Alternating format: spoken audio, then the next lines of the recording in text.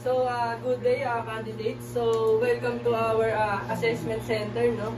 So, I introduce myself. My name is Jason Balyon, no? Your TESDA assessor for 2D animation and C3, no? And as you can see, this is my ID, no, for TESDA verification. So, before we proceed, no, to our orientation, no, please sign up the attendance.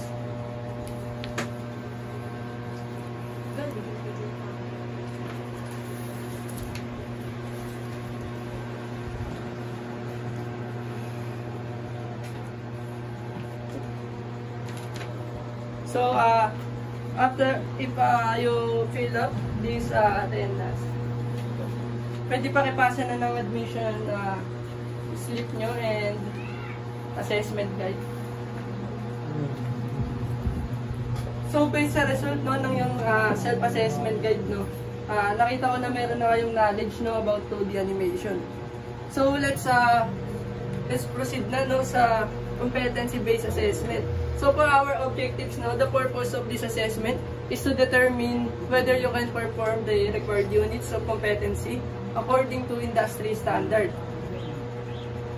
So for our unit of competency, no, as you can see in our PPT, we have basic, common, and core competency. Pero for now, no, we'll focus muna on core competency, no. So this is the summary. So pwede na siyang i-check.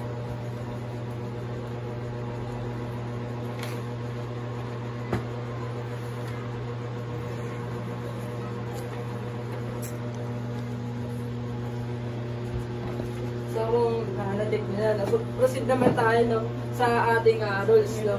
Dahil mamaya meron tayong task, no, later. So, remind ko lang, no, for our assessment, strictly no coaching during the assessment. So, bawal po muna tayo mag-usap, no, or magturo, o kaya naman magtulungan. So, be focused, no, sa ginagawa nyong task later. So, please observe proper safety procedures at all times, no, para ma-maintain natin yung safetyness. And you may ask for clarification before starting the task, but not during the performance. So, kung meron kayong mga katanungan or meron kayong gagawin, pakisabi na po ngayon, no, para di na po tayo makabala mamaya. So, meron po ba kayong clarification? If none naman po, no, this is the competency assessment agreement. If you fully understand what I say.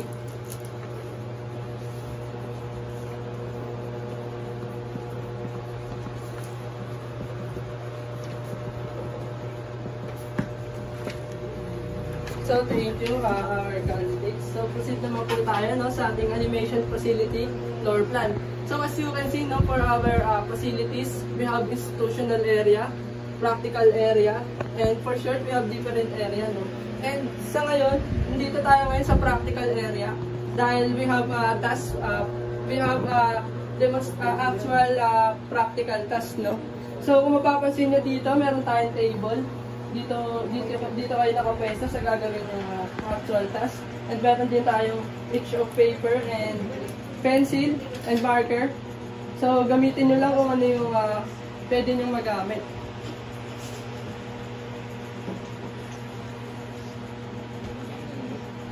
So, ang ating topic ngayon, no, is about budget proportion and anatomy and second animation. So, this is the example of observation checklist, no. So, dyan po tayo magbe-base ng mga grades sa ginagawa ninyo, no. So, if ready na kayo, no, let's proceed to our task.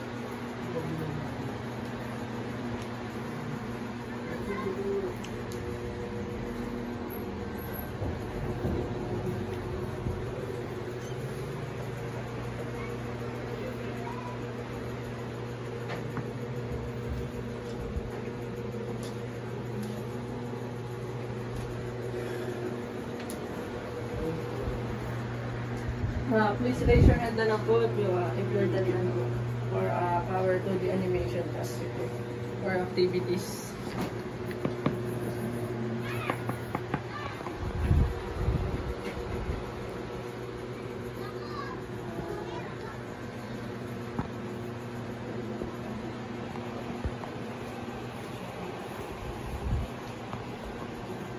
Okay na po, sir. So let me see your final task. Okay na rin po, sir. So please let me see.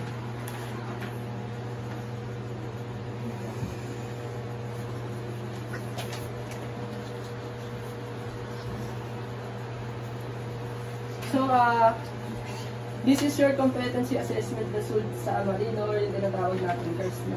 So dyan po nakalagay yung mga result, no? Or yung mga grades sa activities ninyo. So paki-sign up na lang po, agree na po kayo sa result.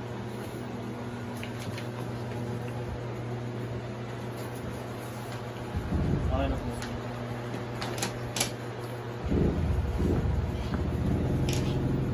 So yun, no? Thank you, no? So konting comments lang, no, about your activities. So based po sa drawing ni Mr. Gallego, tama po.